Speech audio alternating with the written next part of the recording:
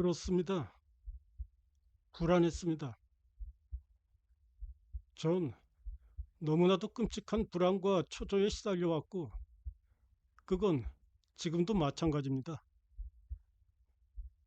그렇지만 왜 제가 미쳤다고 하시는 겁니까? 병으로 인해 제 감각이 날카로워진 것이지 파괴되거나 무뎌진 건 아니니까 드리는 말씀입니다. 무엇보다도 청력이 유난히 날카로워졌습니다. 천재의 소리를 모조리 들을 수 있죠. 지옥의 소리도 많이 들리고 말입니다. 그런데 어떻게 그런 저를 미친 사람이라고 하실 수 있단 말입니까? 제 말씀을 주의 깊게 잘 들어보세요.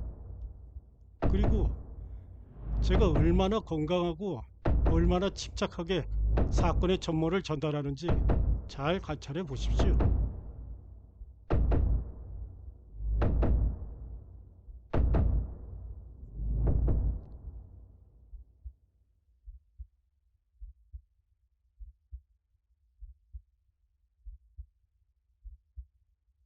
저한테 언제 어떻게 그런 생각이 떠오르게 되었는지는 알 수 없습니다.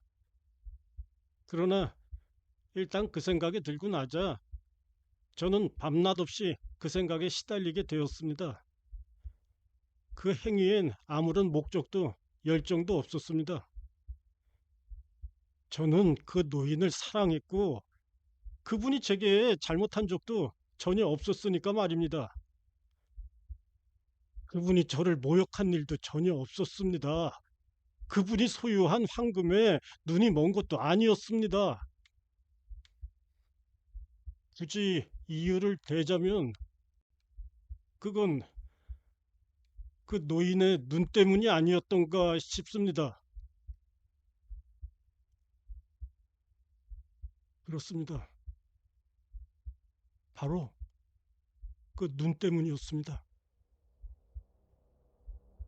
그 노인의 눈은 독수리의 눈처럼 엷은 막으로 덮인 연한 푸른색이었습니다. 그분의 눈길이 제게 닿을 때면 제 피는 언제나 차갑게 얼어붙는 것 같았습니다. 바로 그 때문에 저는 그 노인의 생명을 빼앗기로 그리하여 영원히 그 눈으로부터 자유를 쟁취하기로 아주 서서히 결심을 굳혀갔던 것입니다.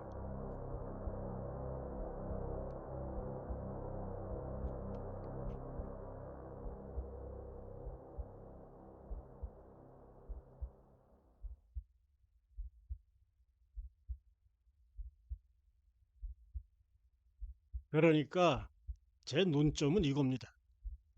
여러분은 제가 미쳤다고 생각하십니다. 그런데 미친 사람은요, 자기가 무슨 짓을 하는지 모르는 법입니다. 그러나 여러분이 그때 저를 보셨더라면 결코 제가 모르고 그런 짓을 했다고는 하실 수 없을 겁니다. 제가 얼마나 현명하게, 얼마나 조심스럽게, 얼마나 신중하게, 얼마나 철저히 위장하면서 그 일을 실행했는지 분명히 목격하셨을 테니까 말입니다. 그 노인을 살해하기 전 일주일 동안 내내 저는 전보다 훨씬 더 친절하게 그 노인을 대했습니다. 그리고 매일 밤 자정 무렵 그 노인이 주무시는 방문의 빗장을 조용히 풀어 열었습니다. 그런데 제 머리가 들어갈 정도로 문이 열리자 불빛이 새어나오지 않도록 단단히 뚜껑을 덮은 어두운 등불을 문 안으로 먼저 집어넣고 그에 이어 제 머리를 들이밀었습니다. 머리를 들이미는 제 노련한 솜씨를 보셨다면 아마 웃으셨을 겁니다. 노인이 잠에서 깨지 않도록 천천히, 아주 천천히 제 머리를 움직였으니까요. 제 머리를 완전히 들이밀어 침대에 누운 그분을 볼 수 있기까지 1시간이나 걸렸다면 말 다 했죠. 그렇게 시력 있게 행동하는 사람을 과연 미쳤다고 할 수 있을까요? 그런 다음, 그러니까 머리를 방 안으로 완전히 들여놓은 다음 저는 조심스럽게 등불의 뚜껑을 열었습니다. 아주 조심스럽게, 아주 조심스럽게 열어 그 독수리 눈에 단 한 줄기의 빛만 비치도록 했습니다. 저는 무려 일주일 밤 동안 그것도 꼭 자정 무렵에 계속 이처럼 조심스럽게 접근을 시도했는데 그때마다 공교롭게도 그분의 눈이 꼭 감겨 있었습니다. 바로 그 때문에 제 계획을 실행에 옮길 수 없었습니다. 저를 괴롭힌 건 그 노인이 아니라 그분의 흉안이었기 때문이죠.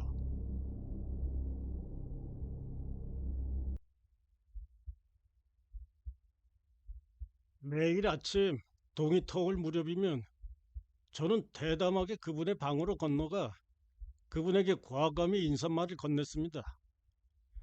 애정 어린 어조로 그분의 성함을 부르며 밤새 잘 주무셨는지 여쭤보는 등 말이죠. 그러니까 통찰력이 남다르게 비상한 사람이 아니라면 그 누구도 매일 밤 자정 무렵 당신이 깊이 잠들어 있을 때 제가 그렇게 당신을 들여다 보았으리라고 의심할 수는 없었을 것입니다. 그렇게 노인의 방을 들여다보기 시작한 지 꼭 8일째 되던 날 밤, 평소보다도 훨씬 더 조심스럽게 방문을 열어 보았을 때였습니다. 그때 저는 시계의 분침보다도 더 느리게 손을 움직였죠. 사실 제가 제 정신의 능력이 그렇게 막강하고 탁월하다는 사실을 그날 밤만큼 그렇게 확실하게 실감한 적은 일찍이 없었습니다. 우쭐하고 의기양양해지는 기분을 억누르기 힘들 정도였죠. 제가 바로 거기 서서 살금살금 당신이 자고 있던 방문을 열고 있는데 막상 그 노인은 이 은밀한 행동과 계획을 꿈에도 짐작하지 못하신다는 생각, 그 생각 때문에 저는 한참을 혼자서 낄낄댔습니다. 아마 그분이 제 웃음소리를 들으셨던 건지도 모르겠습니다. 뭔가에 놀란 듯 흠칫하고 몸을 움직이는 것이 보였으니까요. 이렇게 말씀드리니 여러분께서는 아마도 제가 당연히 움찔 물러섰을 거라고 생각하실지도 모르겠군요. 하지만 그건 사실과 다릅니다. 강도의 침입을 막기 위해 그 방에 있는 창의 덧문을 꼭 닫아 놓았기 때문에 그분의 방에는 칠흑빛 어둠이 짙게 드리워져 있었고 그 덕분에 노인이 당신 방의 문이 열렸다는 사실을 알아보실 가능성은 전혀 없었기 때문입니다. 저는 아주 느린 동작으로 아주 천천히 계속 그 문을 밀었습니다. 그런데 제 머리를 문으로 들여놓고 막 등불을 켜려는 찰나에 제 엄지손가락이 미끄러지면서 주석으로 된 걸쇠와 부딪혔습니다. 그러자 노인이 침대에서 벌떡 일어나 거기 누구야? 하고 큰 소리로 외치셨죠. 저는 침묵을 지킨 채 꼼짝도 하지 않고 서 있었습니다. 근육 하나도 움직이지 않으면서 장장 1시간 동안이나 노인이 도로 눕는 소리를 기다렸습니다. 노인이 계속 침대에 앉아 귀를 기울이고 계셨던 탓입니다. 살짝 수염벌레가 벽에 머리를 부딪히는 소리가 들려올까 하고 제가 밤이면 밤마다 벽에 대고 귀 기울였던 것처럼 말입니다.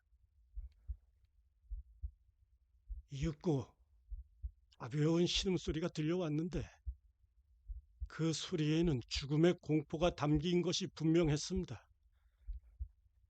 아픔이나 슬픔에서 나오는 신음소리가 아니라 그 기침한 공포에 질려 영혼의 깊은 곳으로부터 솟아오르는 낮고 숨죽인 듯한 신음소리였습니다. 저는 그 소리에 대해 익히 잘 알고 있었습니다. 깊은 밤, 온 세상이 잠들어 있던 자정 무렵 같은 신음소리가 무시무시한 울림과 함께 가슴속 깊은 곳으로부터 솟아나 이미 공포에 사로잡혀 있던 저를 더욱더 무시무시한 공포로 몰아넣은 경험이 무수히 있기 때문입니다.